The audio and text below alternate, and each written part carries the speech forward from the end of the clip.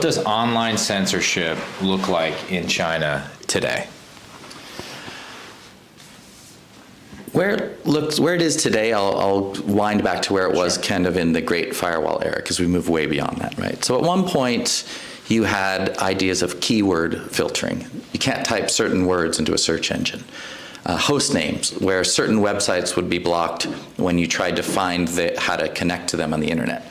Pretty simple. That was the area where kind of Cisco powered a lot of this censorship, unfortunately. So we have a history there already from the earliest days of American companies, just having another customer, right? Mm-hmm.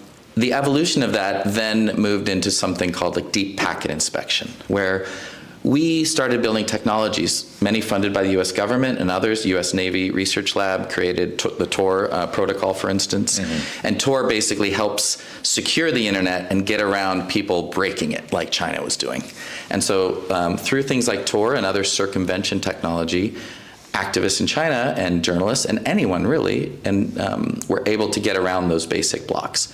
Then the cat and mouse game began, where deep packet inspection was used. So instead of just looking at kind of the headers of the information, new technology, faster processors, more sophisticated routers could then actually look at every packet in every shape and say, this looks like a Skype protocol. This looks like a download. This looks like, oh, we haven't seen this server before. Let's take a closer look. This was all automated in real time, but backed by hundreds, thousands of people, right, who could sort of power that system.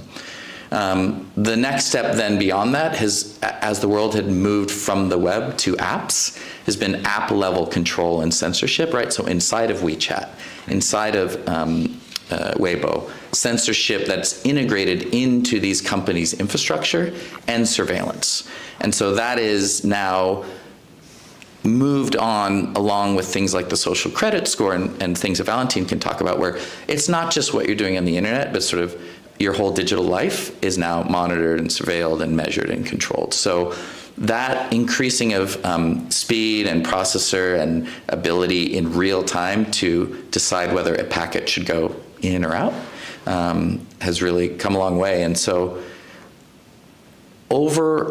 the overriding thing I want you all to feel is the idea of fear, that chilling effect, mm-hmm. that now you can't even try to go to a website. You shouldn't install that app on your phone because they'll know you've installed this app. Interesting. So that really, and the gentle nudging towards authoritarianism online that China keeps pushing and pushing and pushing has led people to just be so afraid that they'll just use WeChat and that's it. Yeah.